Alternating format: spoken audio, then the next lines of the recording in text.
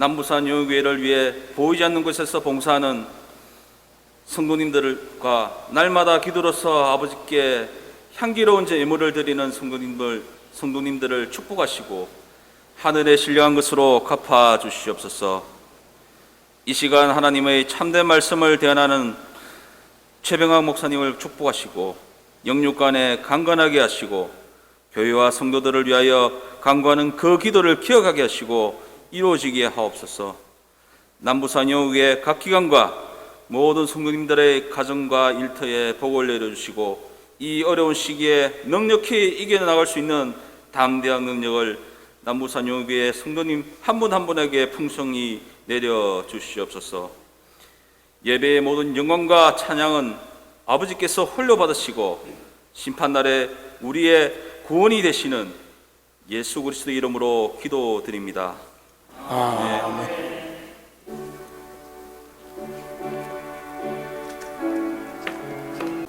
오늘 말씀의 제목은 가이사에게 세금을 바치는 것이 옳으니까, 그 뒤에 제가 옳다 이렇게 썼습니다. 아주 혁명적인 제목이고, 참 이 설교문은 제가 매주마다 설교에 목숨을 걸 정도로 많은 자료들을 참조하고 또 이제 글을 쓰고 몇 번 수정하고 이렇게 반복을 하는데, 아마도 가장 많이 이렇게 준비를 한 설교가 아닌가 그런 생각이 듭니다. 로마서 전체를 다시 보고 또 로마서의 그 로마 당시의 배경들도 한번 살펴보고 로마 황제들 이야기도 보고 거의 일주일 동안 굉장히 많이 수고하고 고생했던 말씀인데 오늘 이 말씀을 통해서 여러분 귀한 은혜를 받으시기를 바랍니다. 지난주까지 우리는 3주에 걸쳐서 주의 날, 곧 하나님 나라를 주제로 살펴보았죠. 3주 동안 계속해서 주의 날, 여호와의 날, 하나님 나라에 관해서 살펴보았습니다. 여기서 이제 하나님의 나라는 종말의 때와 연결이 되었죠. 심판의 날이자 구원의 날이었습니다. 특별히 예수님께서는 이러한 종말의 임박성을 말씀하셨지만 사도 베드로는 뭐라고 이야기를 했습니까? 유예된 종말론을 이야기했죠. 그래서 베드로후서 3장 8절에 보니까 하루가 천년 같고 천년이 하루 같다고 시간 개념을 우리가 알고 있는 것과 전혀 다르게 이제 이야기를 하면서 예수님의 그 임박한 종말론을 좀 이렇게 늦춰버리게 되는 거죠. 자, 그러면 이렇게 시간 개념을 연장하고 확장하고 늦췄던 이유는 뭐냐? 곧 종말을 유예한 이유를 우리는 사도 바울에게서 엿볼 수가 있었습니다. 무엇입니까? 사도 바울은 종말의 때에 곧 창세전에 택함받은 모든 피조물이 구원받기를 원하시는 하나님의 뜻을 알았던 겁니다. 그죠? 우리가 에베소서 말씀을 통해서 그것을 보았죠. 그리고 구원받은 모든 피조물이 그리스도 예수 안에서 우리 성경 말씀 지난주에 뭐라고 되어 있습니까? 통일되게 하려 하심이라, 하나가 되게 하려 하심이라, 그런 이야기를 우리가 그런 말씀을 보았습니다. 즉 구원받은 모든 피조물이 그리스도 예수 안에서 하나가 되어 영원토록 하나님을 찬양하는 그런 세상이 하나님의 창조 목적이라는 것을 우리가 배웠죠. 그래서 지난 3주 동안에 그 귀한 말씀들 여러분들이 다시 이렇게 반복을 하시면 다시 이렇게 돌아보시면은 바로 그런 주제라고 할 수 있습니다. 자, 그러면 다시 우리 이제 성령 간용 절기 말씀들을 한번 정리를 해보겠습니다. 예수님께서 부활 승천하신 후에 성령께서 강림하시고 교회가 탄생했죠. 이제 예수님께서 다시 오실 때까지 우리는 하나님 나라를 사모하며 각자가 있는 그 자리에서 최선을 다해 살아가야 한다고 말씀드렸습니다. 그래서 내일 지구의 종말이 올지라도 오늘 한 그루의 사과나무를 심는 것이 종말신앙이라고 이야기를 했고, 그리고 자신의 삶의 자리에서 최선을 다해서 소금과 빛의 역할을 감당하는 것, 등경 위에 둔 등불처럼 빛을 발하는 것이 바로 지난 성령 강림 후 7째 주일까지 말씀이었습니다. 그런 말씀이 계속해서 반복이 되었던 거예요. 자, 그러나 이번 주 성령 강림 후 8째 주일부터 성령 강림절기 마지막인 14째 주일까지 말씀은 딱 반이 지났는데 앞으로의 반의 이 성령 강림 주일 말씀은 뭐냐? 하나님 나라를 사모하며 이 땅에서 살아가는 그리스도인들의 삶의 모습입니다. 어떻게 보면 성령 강림 절기 전반부는 미래의 빛에서, 즉 종말의 빛, 하나님 나라의 빛에서 현재를 이렇게 살아가라는 말씀이고, 이제 성령 강림 절기 8째 주일부터 마지막 14번째 주일까지, 즉 8월 말까지는 현재의 빛에서 미래를 바라보는 그리스도인의 삶이라고 할 수 있습니다. 자, 그렇다면 이제 9월부터 시작되는 창조절기, 새로운 교회력입니다. 그래서 이제 8월 말까지 우리 3일째 교회력은 끝이 납니다. 자, 그러면 9월부터 시작되는 새로운 교회력의 시작인 창조절기까지는 다시 하나님의 천지 창조가 시작되는 그 절기까지, 마지막 이 절기까지는 우리가 어떻게 이제 이 세상에서 살아야 할까? 그 이야기가 지금 이제 8째 주간까지, 8째 주 계속해서 8월 마지막 주까지 계속해서 이제 이어지는 겁니다. 그 핵심을 알고 여러분들이 매주마다 세번문을 이렇게 쓰시면은 뭔가 이렇게 느끼는 바가 있을 거예요. 제가 매주마다 느끼는 그 감동을 여러분들이 아마 느끼면은 정말 우리 교회가 말씀으로 변화되고 폭발적인 부흥이 일어날 거라는 생각이 듭니다. 자, 지금부터 시작되는 성령 강림 절기 후반부 말씀은 바로 이런 말씀이 이어지죠. 특별히 오늘 세번문 말씀은 하나님의 말씀 율법에 따라 살되 현재 지금 우리가 살고 있는 이 사회와 국가에 관해서도 최선을 다하라고 이야기합니다. 우리 지난 어제가 7월 17일이 제헌절이었죠. 대한민국 헌법이 그 1948년 7월 17일 날 제정이 되었습니다. 공포된 것을 기념하는 그러한 국경일입니다. 참고로 이제 대한민국 헌법 제1장 총강 제1조를 살펴보면 대한민국은 민주공화국이다. 자유민주공화국이 아니고 민주공화국입니다. 그래서 우리는 민주주의, 여기가 핵심이지요. 개인의 자유만 옹호해버리면은 이 공동체주의가 무너져 버립니다. 그래서 유럽 같은 경우는, 미국 같은 경우는 개인의 자유를 강조하니까 내가 마스크 안 쓴다는데, 내가 죽어도 내가 죽는데 네가 웬 상관이냐 하면서 공동체를 이제 파괴하는 거죠. 그래서 자유와 공동체 문제는 굉장히 중요해요. 그래서 우리는 원칙이 민주주의가 원칙입니다. 자, 대한민국은 민주공화국이다. 여기에다 자유공화국이, 자유민주공화국이다. 어리석은 짓입니다. 헌법은 분명히 대한민국은 민주공화국이라고 이야기를 해요. 공동체성이 중요합니다. 개인의 자유도 중요해요. 그 긴장을 잘 타야 됩니다. 자, 두 번째는 대한민국의 주권은 국민에게 있고 모든 권력은 국민으로부터 나온다. 즉 민주공화국의 주인은 국민입니다. 국민. 이게 핵심이에요. 자, 아무튼 다시 오늘 말씀으로 돌아가 보면 먼저 구약 말씀을 통해서 모세는 가나안 입성을 앞두고 이스라엘의 신세대 백성들에게 하나님의 명령을 지켜 행하라고 말하고 있습니다. 또한 서신서 말씀을 통해 사도 바울은 위에 있는 권세, 곧 통치하는 이들에게 복종하라고 권면합니다. 제헌절에 참 이렇게 맞는 세번문이죠. 그래서 여러분 우리 3일째 교회력 세번문은 기독론적 세번문은 참 세번문이 연결이 안 돼요. 제가 이 3일째 교회력 하기 전에 3년 동안 우리가 세번문 기독론 중심으로 세번문을 이제 설교를 했지만 그때는 제가 세번문이 다 연결이 안 되더라고요. 그래서 구약만 이야기할 때가 있고 복음서만 이야기할 때가 있었는데 우리 3일째 교회력은 세번문이 유기적으로 연결이 되어 있습니다. 그래서 이 유기적으로 연결되어 있는 것을 찾는 게 목회자들도 힘들어합니다. 대부분 목회자들이 그걸 못 찾아요. 여러분들은 뭐 더 힘들겠죠. 목회자들도 찾기 힘든데.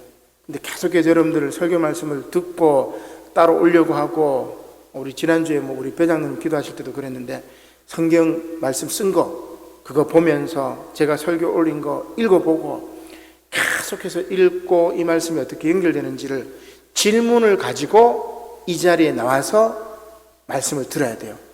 그러면 여러분들 엄청난 은혜가 있으리라 생각합니다. 정말 뭐 그냥 뭐 쓰는 거 대충 쓰고 그냥 그 다음에 뭐 말씀이 어려우니까 그냥 넘어가고 그렇게 하지 마시고 한 말씀 말씀이 정말 생명의 말씀, 은혜로운 말씀이죠. 자, 그래서 오늘 말씀은 정말 너무나 저도 놀라운 말씀이었는데 이 기막히게 연결됩니다. 자, 특별히 이제 사도 바울은 로마 교회 교인들에게 로마의 조세와 관세를 바치라고 얘기해요. 그래서 제가 이게 예수님의 말씀, 구약의 말씀하고 연결이 안 되고 재현절이 아니었으면 이 말씀은 로마서만 따로 딱 떼어가지고는 아주 이상하게 해석할 뻔했어요. 작년인가 재작년인가 이 복음서 말씀이요, 가이사의 것은 가이사에게 한 제가 2번 정도는 아마 이 설교를 한 것 같아요. 그 맥락하고 또 달라진단 말이에요. 맥락을 알게 되면. 자, 이러한 세금의 문제에 관해서 복음서 말씀에서 예수님께서는 가이사의 것은 가이사에게 바치라고 세금을 인정합니다. 이 땅의 질서를 인정한 것이죠. 특별히 복음서 본문이 마태복음 22장 20절까지, 그죠? 여러분 이렇게 딱 보면은 마태복음 20장 그 본문 말씀이 거기에 딱 끊어져 버립니다. 그래서 22장 뭡니까? 21절과 22절이 생략이 돼 버렸어요. 근데 왜 생략됐을까? 제가 왜 이렇게 잘랐지? 처음에는 보니까 22절까지인 줄 알았는데 20절로 딱 잘라버려요. 그래서 이렇게 자르는 게 왜 그런지를 고민해 봐야 됩니다. 자, 그래서 그 이후의 말씀은 뭐예요? 하늘의 질서를 이야기하죠. 가이사의 것은 가이사에게 세금을 바쳐라. 그러나 하나님의 것은 하나님에게 바치라. 땅의 질서, 하늘의 질서를 가르면서 예수님이 더 보편적인 이야기를 하신 거예요. 그런데 그것은 오늘 본문 말씀이 아니에요.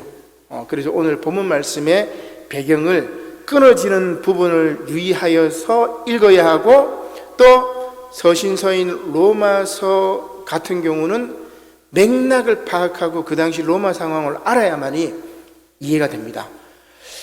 그래서 참 대충 이렇게 본문 말씀 보고 우스개 이야기하고 그 다음에 편하게 쉽게 이야기하기 하면은 참 설교하는 거 편해요, 그죠? 그러나 성경을 읽으면 읽을수록 그 당시 상황을 알아야 되고, 그 당시 문화를 알아야 되고, 그 당시 철학을 알아야 되고, 문학을 알아야 되고, 저는 너무너무 이렇게 뭡니까? 탐험하는 것 같아요. 성경 속을 탐험하는 것 같고, 찾아보고, 여기 찾아보고, 연결해보고, 그리고 이제 또 제 나름대로 이제 제가 학문적인 경험이 있으니까 이거를 통찰하고, 그러면서 참 무더기가 이렇게 시켜져요. 네, 여러분들도 아마 그런 경험을 하면 좋지 않을까, 그런 생각을 해봅니다. 자, 오늘 이제 제가 찾았던 말씀 한번 나누도록 하겠습니다. 자, 먼저 구약의 말씀은 간단하게 한번 살펴보도록 합시다. 오늘 본문 신명기 말씀은 모세가 120세가 되어서 이스라엘 신세대들에게, 광야의 신세대들, 기성세대들은 다 죽었습니다. 40년 방황하는 동안 불순종해가지고. 그래서 이 광야 신세대들에게 행한 고별 메시지죠. 세 부분으로 구성이 되어 있습니다. 신명기의 원래 의미는 2번째 율법이라는 말씀이에요.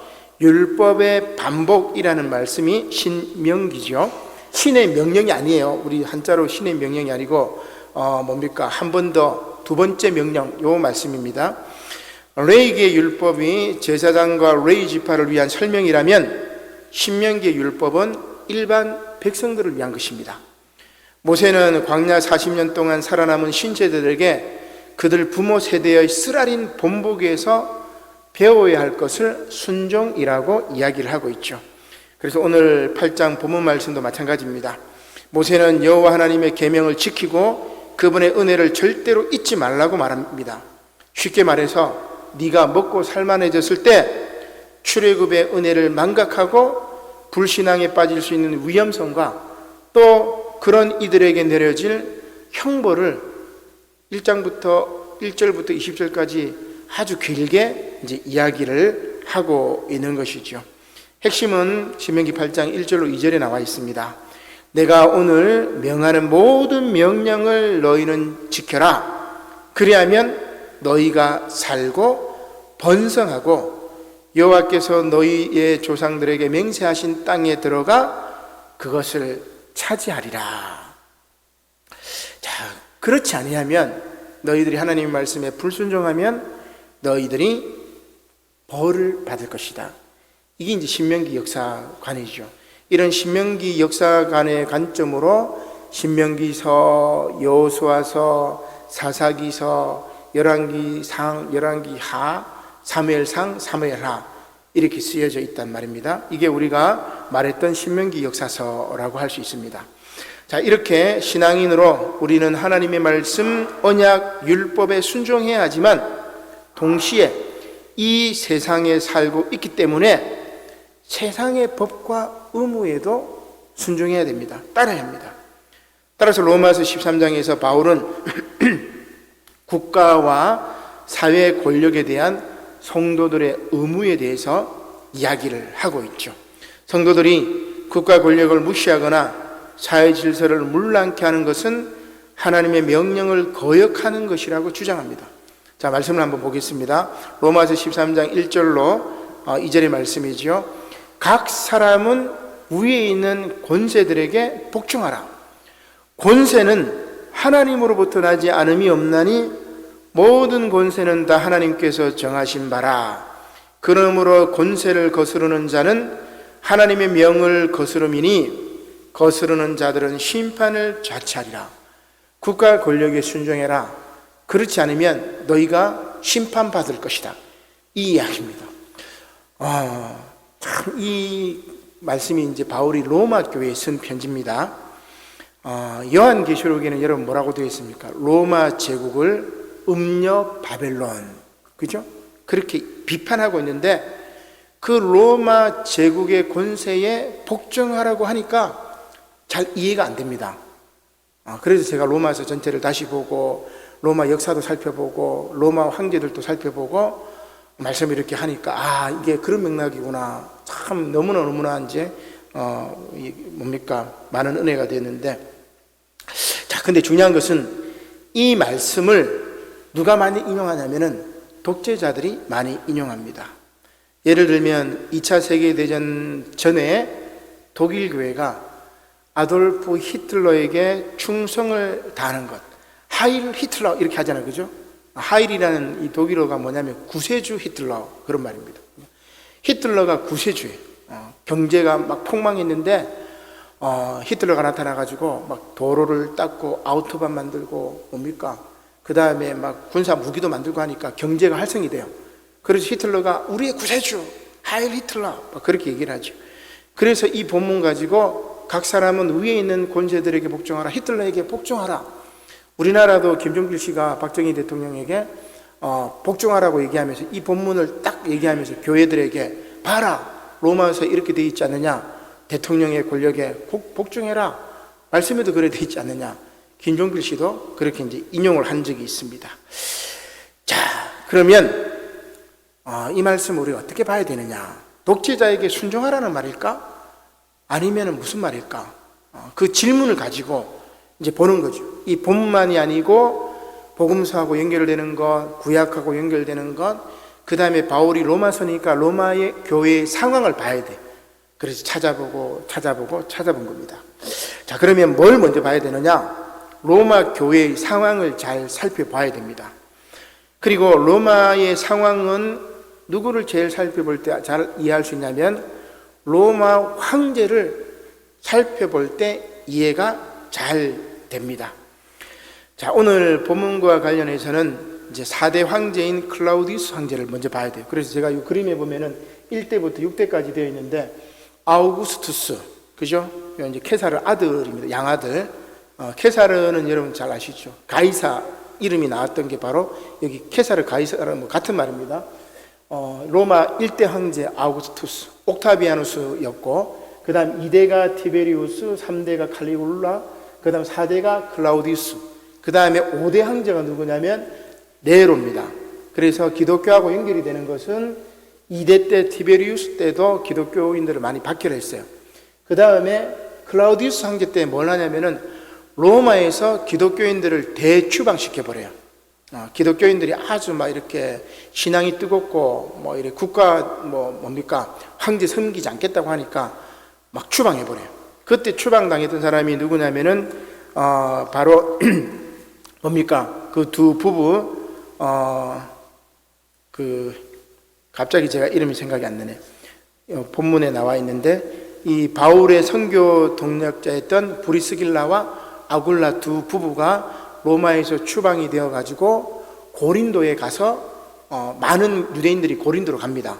로마에서 살 수 없어가지고 고린도로 갔고, 그리고 이 고린도에서 바울이 고린도 전도 여행, 2차 전도 여행 하다가 브리스길라와 아굴라 부부를 만나서 직업이 같아요. 천목 제조. 그래서 그들하고 함께 하면서 많은 선교지를 이제 개척하죠. 그 이후에 네로 황제 때 다시 이 글라우디우스 황제 때 추방했던 유대인들이 그 명령서가 끝이 나버려요. 황제가 죽으니까 추방 명령이 사라져 버린 겁니다. 이제 효력이 없죠. 황제가 죽으니까. 그래서 로마 황제, 네로 황제 때는 추방 당했던 유대인들이 다시금 로마로 돌아오게 돼요. 그 상황이에요. 자, 아무튼 네로 황제에 대한 이야기인데, 네로 황제는 우리가 잘 알고 있듯이 포크로로만 알고 있습니다. 그죠? 혹은 우리가 최악락으로 이 네로 황제를 잘 알고 있는데, 네로 황제는 초창기에는 아주 이 대중적인 이미지를 가지고 정책을 잘 펼쳤어요. 그리고 그 당시 이제 기득권은 원로원이 가지고 있어요. 우리로 치면 이제 국회라고 볼 수 있는데, 이 기득권을 가진 원로원과 원로원의 비율을 이렇게 맞춰주면서 또 이제 대중들에게 어떻게 하냐면은 호감을 사기 위해서 정책들을 좋게 펼칩니다.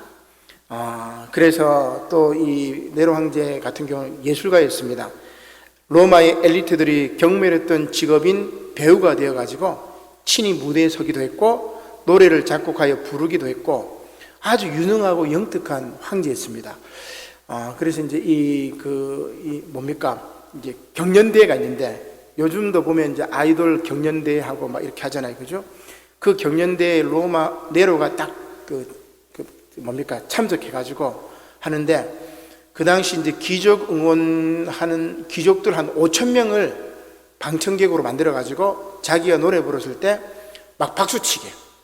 그리고 그 5천 명의 귀족을 너가 와서 박수치면은 내가 너 출세시켜 주겠다 하면서 원론을 견제하면서 대중 친화적인 정책들을 펼치는 거예요. 그렇게 축제를 하고 그 다음에 잔치를 하게 되면서 귀족들만 누렸던 그런 축제라든지 잔치를 평민들도 누리게 해요. 그래서 많은 평민들은 네로를 막 너무너무 좋아해요. 어떻게 됐냐면, 네로가 나중에 죽었을 때 자살을 하죠. 그 다음에 이제 그 갈바가 이제 로마의 황제가 되는데, 네로가 죽었을 때 이 로마 제국이 아주 넓으니까 속주들이 있습니다. 아시아의 속주도 있었고 그리스의 속주도 있었고 마케도니아라든지 지중해 전역에 이제 로마의 속국이었는데, 스페인 쪽도 마찬가지고 영국도 침범했잖아요. 자, 이 속주국 가운데서 네로가 어떻게 되느냐? 네로는 죽지 않았다. 때가 되면 다시 돌아올 것이다 하면서 네로 부활설이 퍼져 있었어요. 예수님 부활처럼. 그리고 네로 황제는 죽었지만 네로가 다시 부활할 것이고 다시 올 것이다.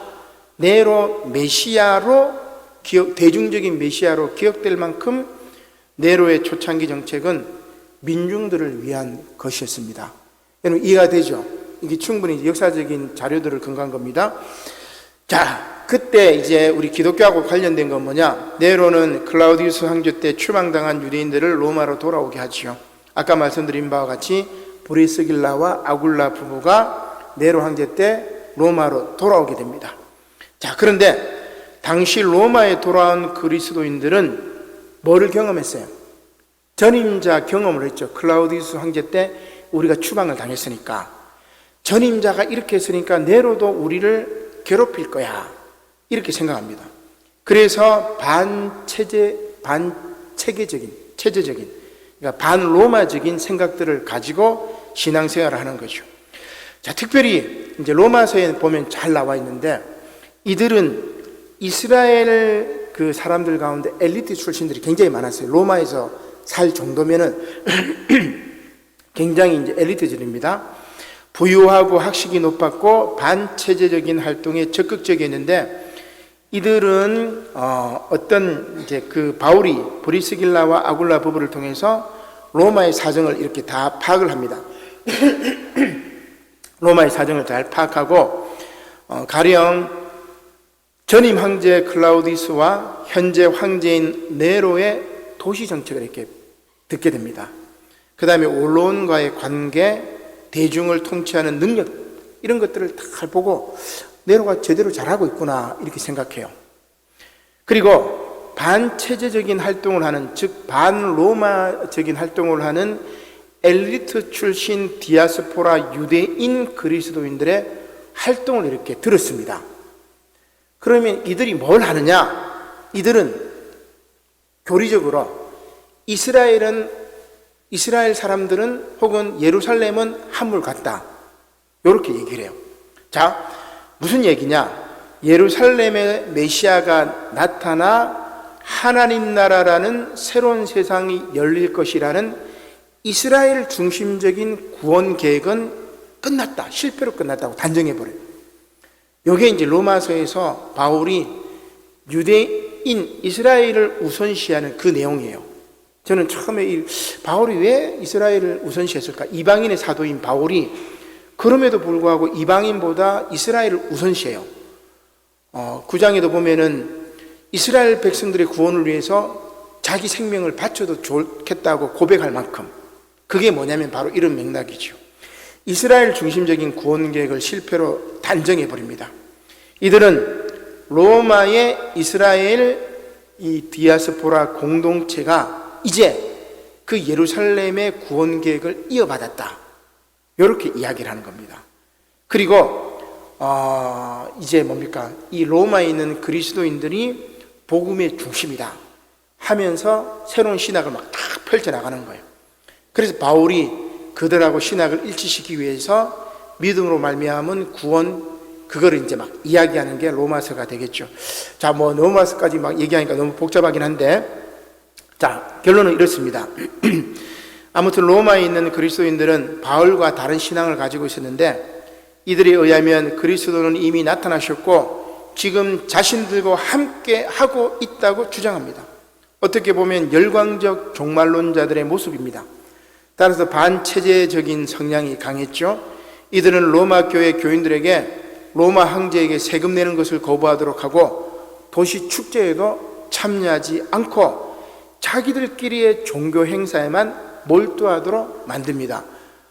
지금으로 치면 이제 이단들 같이 막 자기들끼리만 개토화되어 가지고 열광적으로 신앙생활을 해요. 세금도 바치지 말고 예수님이 지금 우리하고 함께 있으니까 혁명적으로 세상이 바뀔 거야. 그죠? 자연히 그 사회에서, 로마 사회에서 아주 폐쇄적인 집단이 되어버리는 거죠. 이러한 맥락에서 바울은 로마에 있는 그리스도인들에게 권면을 한 게 오늘 이 말씀이에요. 그 당시는 네로 황제가 정책을 잘 펼쳤기 때문에 여러분들이 지금 막 신앙을 가지고 세금도 안 내고 폐쇄적인 종교생활 하는데 그러지 마시오. 위에 있는 권세에게 복종하시고 그 다음에 뭘 하죠? 세금도 내고 관세도 내고 이웃과 소통하면서 좀 상식적으로 사세요. 요게 이 말씀이에요. 놀랍지 않습니까, 여러분? 자, 그 다음 13장 3절과 4절 말씀인데 바울이 이런 이야기를 합니다. 잘 보셔야 돼요. 다스리는 자들은 선한 일에 대하여 두려움이 되지 않고 악한 일에 대하여 되나니. 지금 로마 황제가 여러분들 통치하는데 선한 일로 지금 통치하고 있는데 지금 여러분들이 악한 일을 하면은 황제가 여러분들 치리하는 것은 당연합니다. 그래서 너희들이 로마 교회 여러분들 당신들이 이 네로 황제의 권세, 로마 황제의 권세, 국가의 권세를 두려워하지 않습니까? 그렇게 질문한 겁니다. 그 다음에 뭐라고 이야기하죠? 로마 교회 교인들이요, 선을 행하시오. 선을 행하시오. 그런 이야기입니다. 그리하면 칭찬을 받으리라. 그에게, 로마 황제에게 칭찬을 받으리라. 그는 하나님의 사역자가 되어 내게 선을 베푸는 자니라. 놀랍죠, 여러분? 네로 황제를 하나님의 사역자가 되어서 내게 선을 베푸는 자라고 이야기합니다. 그러나 로마 교회 교인들이여, 당신들이 악을 행하거든 두려워하십시오. 로마 황제가 공연히 칼을 가지지 아니하였습니다. 법이라든지 그죠, 사법 제도를 공연히 가진 게 아닙니다. 곧 하나님의 사역자가 되어 악을 행하는 당신들 로마 교회 교인들에게 진노하심을 따라 보응할 것입니다. 그러니까 로마 교회여, 제대로 정신 차리고 폐쇄적인 집단이 되지 말고 국가 권력에 순종하고 세금 제대로 내고 제대로 신앙생활 하시오. 요겁니다. 여러분. 맥락에 따라서는 이 말씀이 로마 교회 교인들에게 뭐라고 권면합니까? 선을 행하라고 하죠. 폐쇄적인 집단, 사회에 무리를 일으키는 교회가 되지 말라고. 오늘 이 말씀은 우리들에게 주는 말씀이에요. 그죠? 따라서 바울은 로마 교회 교인들에게 양심에 호소합니다. 13장 5절의 말씀이죠. 그러므로 복종하지 아니할 수 없으니, 로마 황제나 사법제도의 진노 때문에 할 것이 아니라 여러분 양심에 따라 해라. 너희가 조세를 바치는 것도 이로 말미암음이라. 그들이 하나님의 일꾼이 되어 바로 이 일에 항상 힘쓰느니라. 모든 자에게 줄 것을 주되 조세를 받을 자에게 조세를 바치고 관세를 받을 자에게 관세를 바치고 두려워할 자를 두려워하며 존경할 자를 존경하라. 이렇게 얘기합니다. 참 이게 이제 우리 독재 국가 때 만약에 이 얘기를 하면은 히틀러 추정하는 아주 뭐 이상한 목회자가 되겠지만은 이 지금 로마 상황에서는 바울은 이렇게 이야기를 한 겁니다. 자, 결국 네로 황제 초기에 통치자가 제대로 통치할 때는 국가와 사회 권력에 순종하라고 권면한 것입니다. 다만 이후에 네로는 변심하지요. 근데 이제 어제 제가 이제 네로 관련 TV에서 이제 네로 관련으로 강의하는 김원 교수라고 서울대에 있는 분인데, 이분이 논문도 참 재밌게 많이 써가 제가 많이 이제 읽고 그렇게 했는데, 그분 이야기는 네로가 왜 이렇게 변심했냐. 요 666을 띄워주세요. 네로가 왜 이제 변심했느냐. 두 번째 거, 현재 슬라이드 두 번째 밑에, 이거 두 번째 거를. 네로가 왜 이제 변심했느냐. 그 어머니 때문에. 아그리피나라고 얘기를 하는데, 이 어머니가 네로를 황제로 만들기 위해서 클라우디우스 황제하고 결혼해요. 네 번째 부인입니다. 그리고 세 번째 부인이 난 아들을 이제 그 아들이 클라우디우스 황제의 친아들이니까 이 사람이 황제가 돼야 되는데 얘를 또 이제 막 싹 죽여버리고, 그 다음에 네로가 황제가 된다면은 엄마 손 안에서 이 황제를 갖고 놀려고 해. 근데 네로도 나름대로 정책을 잘 펼치고 나름대로 열심히 했단 말이에요. 근데 어머니가 하도 막 이렇게 간섭하니까 어머니를 죽여버려. 그 다음에 자기 부인도 어릴 때 결혼했던 자기 부인도 죽여버리고, 그 다음에 새로 이제 유부녀를 좋아해가지고 그 여자 때문에 자기 부인도 죽이고, 그 다음에 그 유부녀도 나중에 간섭해버리니까 막 죽여버려. 다 죽여버립니다.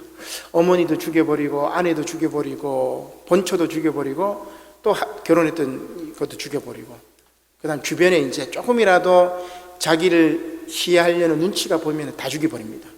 그래서 나중에 이제 네로를 이제 원론에서 들고 일어났을 때 네로가 도망갈 때 노예들 4명만 이렇게 따라다녔고 다 도망간 거예요. 군인들이 아주 비참한 최후를 이제 맞이하게 됐는데, 어떻게 보면은 어머니의 치맛바람이 네로를 망쳤고, 그 다음에 이 네로가 참 어떻게 보면은 사랑을 너무 많이 못 받은 것 같기도 해요.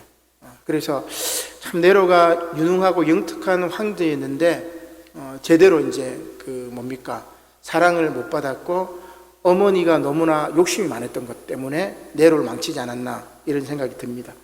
자, 그것은 김원 교수의 이야기고, 자, 결국 네로 황제 초기 통치자가 제대로 통치할 때는 국가와 사회 권력에 순종하라고 권면합니다. 그러나, 자, 중요합니다. 성경 말씀은 맥락과 상황에 따라 달리 이해가 되기 때문에, 다만 이후에 네로는 어떻게 해요? 변심하여 로마를 망치고 기독교를 탄압한 인물로 역사에 기록이 됩니다. 그게 로마 대화재 사건. 네로가 일으키진 않았어요. 그러나 민심은 돌아섭니다. 그러니까 로마시 한 3분의 2 정도가 불타버렸으니까 로마 많은 사람들이 네로가 이 로마를 불태웠다고 생각을 해요. 그리고 이 네로가 불타는 로마 시를 보면서 막 노래를 불렀다고 이제 소설에서 그렇게 나와가지고 우리가 오해를 하긴 하는데, 민심이 이제 돌아선 거죠. 그러면서 이 네로는 계획을 짭니다. 이 민심을 돌리기 위해서 희생양을 만들어야 되는데, 그 희생양이 누구냐면은 바로 그리스도인들. 신흥 종교여서 힘이 없었고, 그리고 기독교인들은 아주 똘똘 뭉쳐가지고 폐쇄적인 집단이었고, 그래서 이 기독교인들에게 그 로마 대화재의 원인을 돌려버리는 거예요. 그래서 굉장히 많이 이 기독교인들을 죽여버립니다. 그때 바울도 죽었고, 그 다음에 베드로도 죽었고, 엄청난 탄압이었죠. 그때 그 탄압 때문에 베드로 사도가 편지를 쓰고, 그 이후에 네로 황제 이후에도 또 다른 황제들이 기독교를 굉장히 박해를 해요. 엄청나게 많이 죽여버립니다. 그때 이제 요한계시록에서 네로 황제를 666, 위에 보면은 666 나오죠. 짐승의 숫자 666, 이게 바로 네로를 뜻하는 거죠. 상징적인 의미라고 할 수 있습니다. 음녀 바벨론이 바로 로마 제국이 되는 거죠. 이렇게 말씀의 배경이 그렇게 됩니다. 네로가 초심을 잃어버리지 않았으면 되지 않았을까, 이런 이제 역사의 가정은 없지만 그런 생각을 해보게 되는 거죠. 자, 이러한 바울의 권면과 같이 예수님께서도 세금 문제에 관해서 잘 말씀합니다. 바리새인들이 예수님을 시험하고자 로마에 세금 바치는 것에 관해 질문할 때 예수님께서 뭐라고 말씀하십니까? 마태복음 22장 15절 말씀이죠. 예수님께서 뭐라고 하시냐면은 이렇게 묻습니다. 가이사에게 세금을 바치는 것이 옳으니까 옳지 아니하나이까? 그러자 예수님께서 22장 18절 말씀이죠. 그들의 악함을 아시고 이르시되, 뭐라고 얘기하시냐면 이 형상과 이 글이 누구의 것이냐? 거기에는 황제의 형상이 나와 있어요. 그죠? 신의 아들 무슨 황제 탁. 그러면 이 황제의 것은 황제에게 주라, 그렇게 얘기해. 가이사의 것은 가이사에게. 세금을 바치는 것이 옳으니까, 제가 오늘 제목이 이제 혁명적인데, 옳다, 바쳐라. 그리고 끝이에요. 오늘 본문이. 이해가 되시죠? 그 다음 본문으로 넘어가게 되면은 가이사의 것은 가이사에게, 하나님의 것은 하나님께로 넘어가 버리게 되면은 새로운 해석이 나타납니다. 그러나 오늘은 여기까지 해석 딱 하게 되면은 예수님께서 말씀하신 것은 사도 바울의 맥락에서 황제가 국가 권력이 제대로 돌아갈 때는 세금을 내는 것이 옳아요. 저도 이제 운전하다 보면은 딱지 이렇게 과속이나 안전벨트 위반이나 그런 경우는 이제 많이 없긴 하지만, 한번 이렇게 주정차 위반이나 한번 이렇게 끌릴 때가 있다. 근데 그 벌금 낼 때 기분이 좋을 때가 있고 기분이 나쁠 때가 있습니다. 뭐가 그러냐면은 국가 권력이 독재할 때 이 세금은 이 독재자를 유지하는 비용으로 가기 때문에 기분이 안 좋아. 근데 그나마 국가 권력이 민주적인 민주정부일 때는 그나마 그냥 이 세금으로 우리가 우리나라 얼마 되지는 않겠지만 나라를 위해서 쓴다고 생각을 해버려. 이제 그렇게 되는 거죠. 오늘 바울의 말씀이 바로 그겁니다. 국가 권력이 제 역할을 할 때는 세금을 바치고 그렇게 순종해라. 그러나 국가 권력이 네로가 후대 때 기독교인들을 죽이고 핍박하고 할 때는 뭐예요?